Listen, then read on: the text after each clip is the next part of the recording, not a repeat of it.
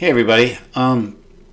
So you've learned a little bit about some of the vocabulary and everything that we're going to be dealing with, talking about quadratic equations and graphing them and everything. So what I thought I'd do is let's look at a couple questions in Alex and see sort of if we can get a read kind of on how some of this stuff applies. So should have learned most of these terms.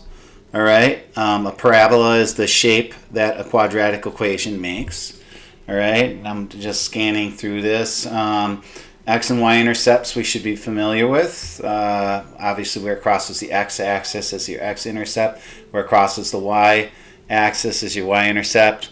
The vertex is always kind of the sort of like the corner of the parabola, so it's where it either peaks or you know, the anti-peak, where it's the smallest, and then where it turns and goes the other way.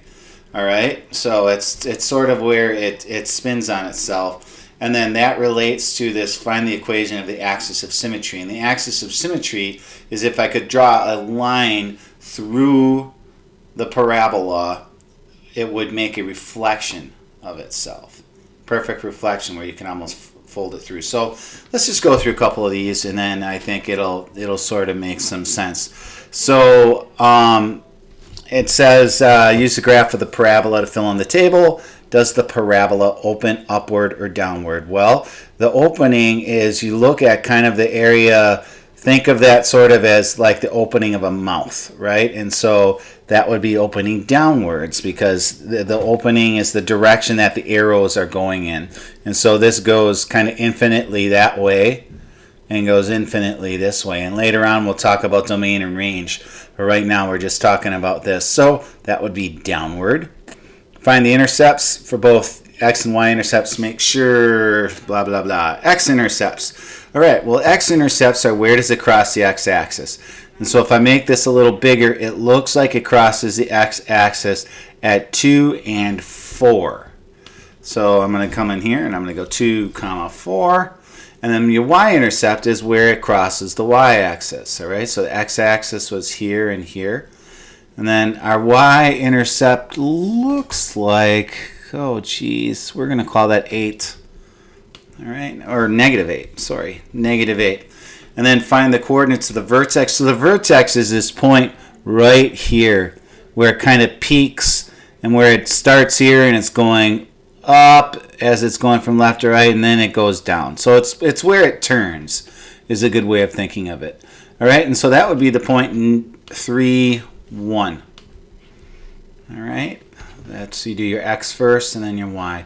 All right, and then find the equation of the axis of symmetry. Well, the axis of symmetry is always going to be x equals and then whatever this is. And this looks like your axis is always your x coordinate where your vertex is. So if my vertex is 3, my x coordinate, or my vertex is 3, 1, my x coordinate is 3. So my axis of symmetry is going to be the equation x equals 3. So let's check. Let's see how we did on that. Let's make this a little smaller. All right. Correct. Very good. All right, let's continue. Let's try another one. Sorry about that, getting all my notifications on here. Use the graph of the parabola, blah, blah, blah. Does it open upward or downward? This one definitely opens upward from left to right. You see it comes down, and then it hits our peak, which is our vertex. Or not peak, but the bottom of it.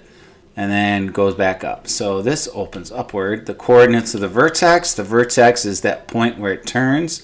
And so that looks to be -4, -1. Because it would be this point right here. Find the intercepts, x and y-intercepts. Well, my x-intercepts, it looks like it crosses the x-axis at -6 and -2. And you'll notice that a lot of these have 2 x-intercepts. And then your y-intercept is where it crosses this line right here, the y-axis. And it looks like it crosses the y-axis at 3. And then our equation of our axis of symmetry is going to be x is equal to whatever the x coordinate is for my vertex.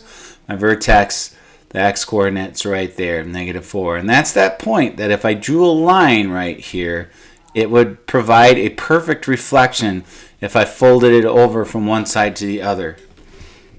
All right, so x equals -4. Excellent. One more, and then I'll let you go. So, upward or downward? Well, this one definitely looks like it is going down. And so this one has a maximum instead of a minimum. All right. The equation of the axis of symmetry. Well, the axis of symmetry, we didn't find our vertex yet, but we can see that it's right here. And so it looks like our equation of our axis of symmetry is going to be on x equals 1, because 1 is the x-coordinate of where this goes. All right.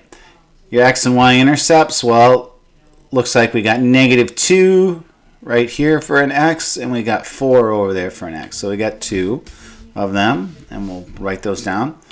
Our y-intercept is where it crosses y-axis, and that's right up here at the top at about 8. And then the coordinates of our vertex, well, we know it's going to be on this x equals 1, so I know that my x is going to be 1, and then my y-coordinate looks to be 9 up there. Yeah, all right, so let's see how we did. So hopefully this is making a little bit of sense for you guys, and appreciating that this is not a super complicated thing. So thanks for bearing with me and going through these. I hope this helped a little bit. This was definitely a lot easier than drawing pictures on Notability, so I thought this would make the most sense.